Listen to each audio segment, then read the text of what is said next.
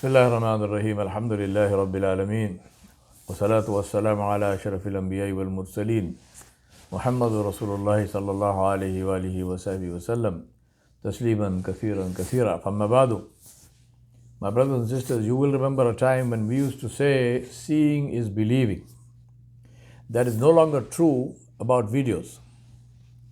Use of AI to create deep fakes is so powerful that most people can't tell the difference.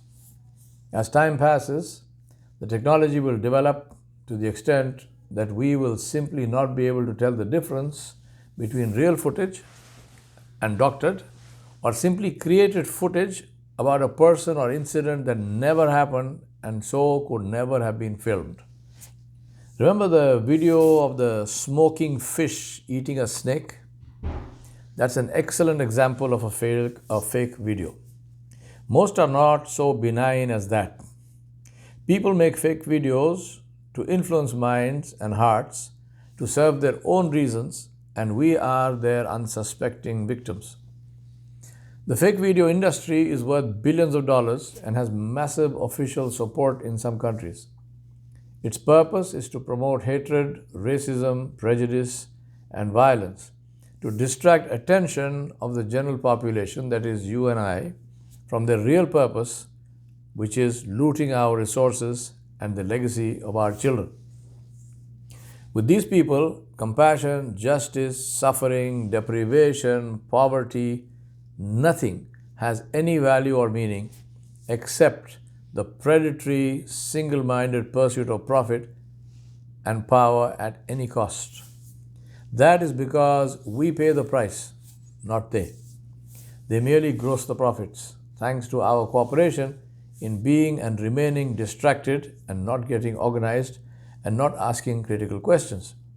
Our biggest weakness is that we think we are intelligent enough to recognize a fake and can't be fooled.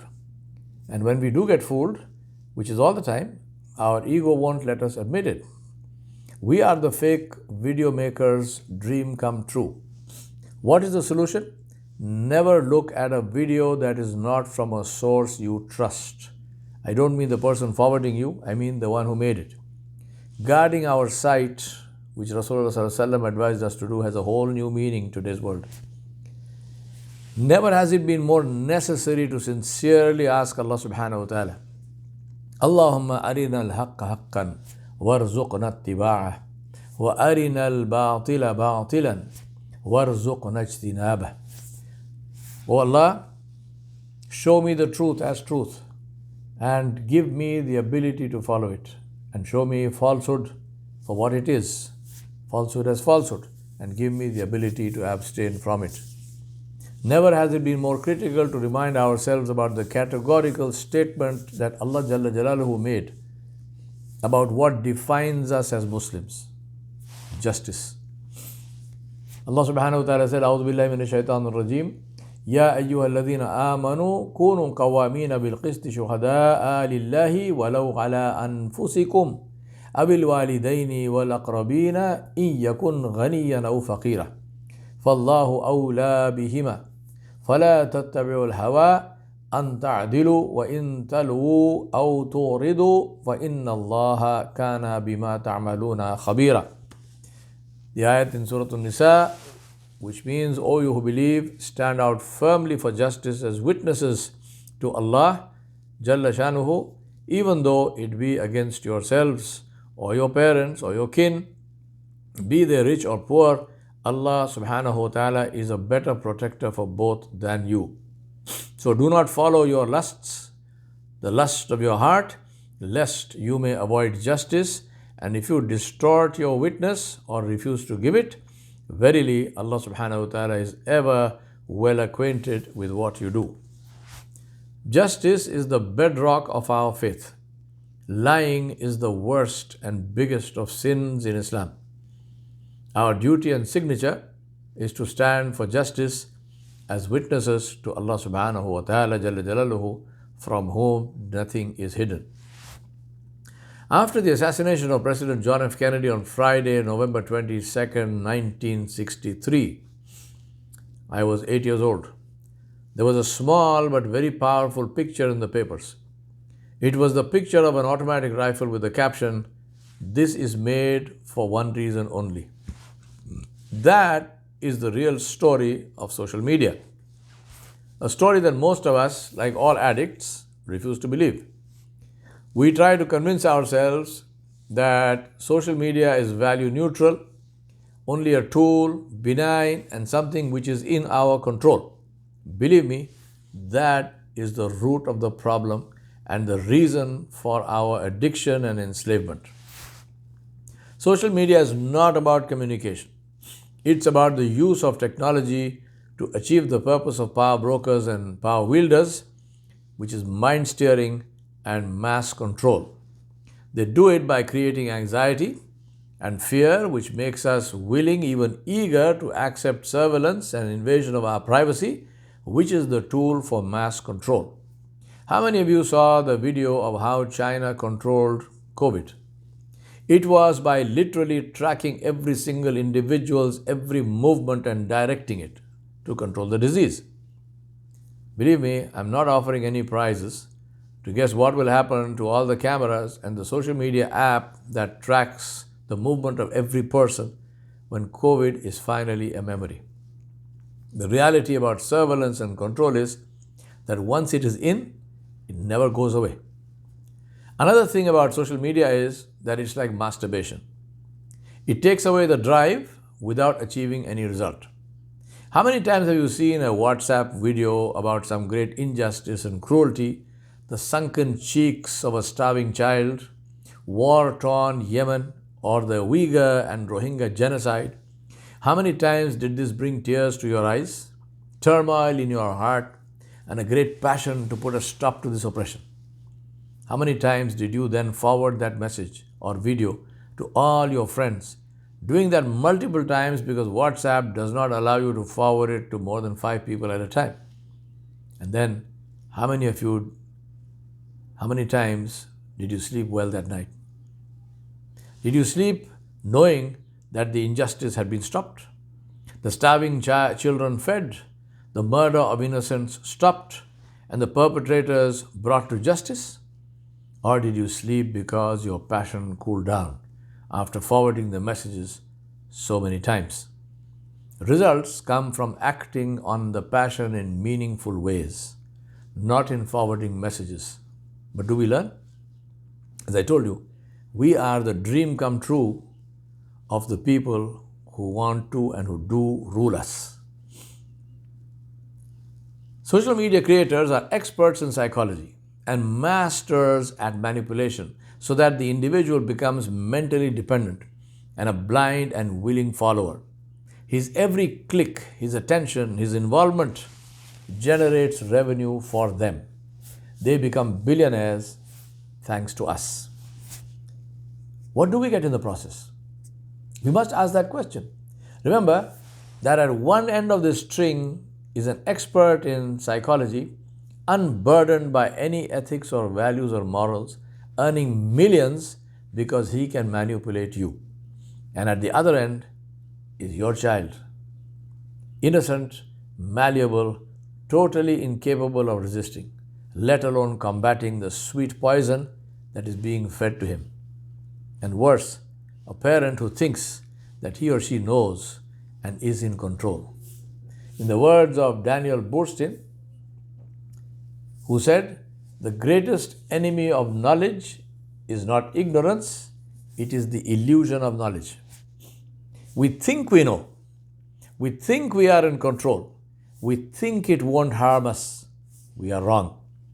I'm not trying to be dramatic. It is as bad as that. Please remember that the biggest problem of the addict is to accept that he is addicted. That is our reality. We are living in a world of denial. But remember also that denial is simply that, denial. It's not real. The truth is not dependent on belief for acceptance. It is not dependent on belief or acceptance. It is true whether anyone accepts it or not. Gravity will not go away if we refuse to accept it. Cigarettes will not become beneficial because we deny their harm. Drugs will not stop intoxicating because we legalize them or make them tax deductible. Alcohol is a drug, remember that. Social media is about fake news, mental enslavement, dopamine addiction leading to ADHD and more toxic conditions. Algorithms determine what we watch and believe, how we vote, who we trust, who we suspect, who we love and who we hate, and in the end, who rules us. Deepfakes appear real thanks to technology. We know this, but we do not bother to verify because they appear to be so real. Most of us do not even know how to verify. By the time somebody verifies it and publicizes that information, the damage is done.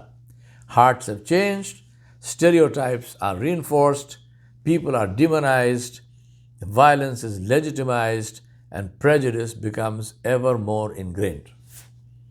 We are social beings and need company, affirmation, and friendship. Traditionally, we sought that in face-to-face interactions, the most remote form of it being the pen friend, someone we had never met but who we wrote letters to. We protected our identity and personal information, and we guarded it jealously and would go ballistic if even our parents, our closest relatives or friends, our siblings opened any letter of ours or read our diary without our permission. Then came social media. In 2004, remember the date, we are now in 2021, 2004, and opened the doors for us to seek affiliation and affirmation without any boundaries or rules and without the tools to even assess its reality or effect. The first social media site to reach 1 million monthly active users was MySpace and was the beginning of social media as we know it. Yes, it is as recent as that, 2004. Facebook, which owns Instagram, Twitter, and WhatsApp, has over 1 billion active users who volunteer their information for it to harvest and use for anything at all, is even more recent. Only in February 2012, we are in 2021, only in February 2012 did Facebook become a public company. Its first IPO in May raised $16 billion, giving it a market value of $102.4 billion. Today, it is worth over $300 billion. Ask yourself how your wealth increased from 2012 to 2021. I have given you the links to 2 articles in the text which comes with this khutbah. Do read them. Do yourself a favor. With social media, suddenly from a few real friends who we knew, we ended up with tens and hundreds of virtual friends and followers. Platforms like Facebook, Instagram, Snapchat, and everything else in between encouraged us to share the most mundane information about ourselves and suddenly made it the means to become popular. They gave us role models like the Kardashians and others who post what they post to induce us to do the same. Like faithful sheep, we followed. I'm putting words like friends and followers and popular in quotes to underline the fact that none of that is real. However, human nature is such that it does not analyze or deny pleasant experiences. And so if we have 2,000 virtual friends on Facebook and 3,000 followers on Twitter, we do not question the reality or check it against real evidence. We are happy to stay with the fantasy and give in to the drive to increase our following. This also means that we will do whatever we need to ensure that we don't lose any friends or followers. Remember that all this happens very unobtrusively and quietly, and our behavior changes without our being aware of it. Rapidly, we get our own sense of identity hooked to this and start to look forward to seeing what our friends and followers think of us. We want them to like us, and so we do what they like. We think we are independent. We are not. We are enslaved. Where we used to be upset if someone pried into our private lives, now we voluntarily put it out there and get upset if nobody comments on it. And comments on it immediately. We keep checking after every post to see if it is getting attention. How often do we check? How about once every 3 seconds? If you don't believe me or the statistics which I am quoting here, just time yourself to see how long it is before you look at your phone, even if it is just lying there on your desk without the notification sounding. We post a picture of our dinner in a restaurant on Instagram. Khima dosa, which should be sacrilege as it combines that which is vegetarian with that which was. And we immediately check to see who liked that picture. It doesn't matter whether we even know those people. All we are looking for is the like symbol. We conveniently ignore the fact that those who post likes are exactly as interested in our post as we would be in their similar post. Totally uninterested, but would still hit the like button because we want them to hit the like button for our posts. We hit the like button because we want them to do the same. That is what dopamine addiction is all about. Instant pleasant reactions which create a need for more and more of the same and create withdrawal symptoms, sometimes very severe when we don't get that positive stroke. Even without this, the need for strokes creates huge distraction of focus and a fall in productivity and the quality of life. Needless to say, while we are engaged with these apps, whether that's on the phone or some other device, we cannot do anything worthwhile which impedes life goal achievement.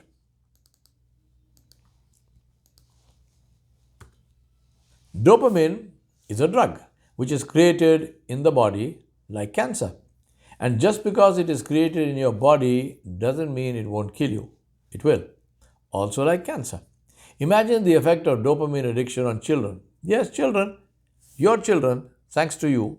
Yes, you, parents, who are too lazy to parent and leave parenting to the tablet or the phone. You are the cause of your child's addiction and the effect of the make-believe world that you opened up for your child, which will have long-term negative consequences on their attention span, perseverance, social skills, resilience in the face of hardship, the ability to reflect and conceptualize life's lessons, and simply the ability to grow into a confident, ethical, compassionate, and courageous adult. You are responsible. Dopamine addiction can lead to maladjusted individuals who have major problems forming real relationships, dealing with disagreement, marriage, and increasingly frequent cases, suicide. It is as serious as that. This is where those who found a way to exploit dopamine addiction to their advantage came in. By writing algorithms to identify what we prefer and are attracted towards, and then using that to create the dream of the advertiser, the supremely targeted advertisement that can almost guarantee purchase. This metamorphosed into mind-steering and instigating action, buying behavior to begin with, and then more dangerous possibilities like manipulating public opinion and elections. The tragedy is that there is nothing that WhatsApp or Facebook or Instagram or anyone is taking from us without our consent. We give consent because we are addicted. Taking our consent is like the drug dealer taking money from a heroin addict. The addict will hunt the drug dealer down to pay him because he needs his fix. My principle in this is very simple. I say I may not be able to stop it, but I'm not going to help it to happen. Facebook and its owner may want to control the world and may even succeed. Remember the Cambridge Analytica scandal? And I have given you the links for that. Read. They may want to control the world, but that's not going to happen with my help. Please see the excellent Netflix documentary, The Social Dilemma. I have recommended it before. I'm saying it again and again. See it and watch it with your family. And don't say, this won't happen to me or my kids. If you said that, it means that you are already addicted. Every addict denies his addiction. Everyone it happens to says the same thing, and that's exactly the reason it happens that over and over again. Those who accept that it can happen take precautions and get out while they can and save themselves. This documentary was made by the very people who created this monster. Listen to them because there's nobody who knows it better. It's your call. I've heard the following statements or excuses from people when I speak to them about social media addiction. Number one, they know everything already. What's the point of changing now? My question is, who is they? By they, if you mean WhatsApp or Facebook or Instagram or any social media app, that statement is simply not true. They know only as much as you told them. Keep telling them more and more and they will know more and more. Stop telling them and they cannot do anything at all. It's your call. Number two, I have nothing to hide. So what do I care who knows anything? That's like saying, I have nothing to hide, so I'm going to walk around naked. Yes, it is as stupid as that. Privacy is a human right. It's the basis of dignity. We have nothing negative to hide, but that doesn't mean that strangers must have access to our personal data. Once again, your call. Third thing that people say, if the police wants to know anything about me, they can always find out. Hello? Wake up. We are not talking about the police. We are talking about Facebook. We are talking about Instagram. We are talking about WhatsApp. We are talking about Snapchat. We are talking about social media. Maybe there is a difference, right? We are not talking about a criminal investigation. We know you did nothing. We are talking about volunteering information about yourself to help Facebook, etc., to do all that I mentioned before, better and more powerfully. There is a natural reluctance to change in all of us. There is no doubt about that. We all like the familiar. I say to you, recognize it for what it is. Comfort with status quo. Like a woman with an abusive husband who will complain but won't leave him because she fears the unknown.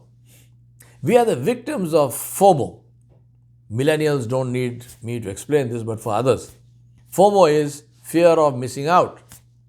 FOMO is real and is the hook for dopamine addiction. I remind myself and you that there was a time when we had BBM, BlackBerry Messenger. Remember?